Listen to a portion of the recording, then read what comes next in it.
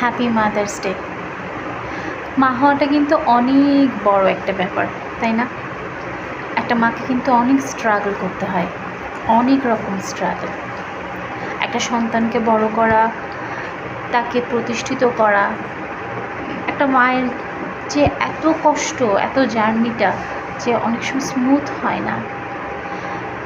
কিন্তু এমন অনেক মা আছে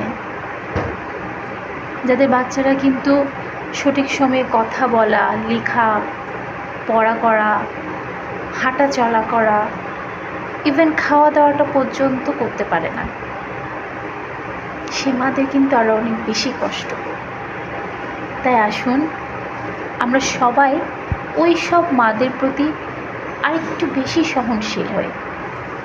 আর সবাইকে জানাই happy mothers day. Thank you.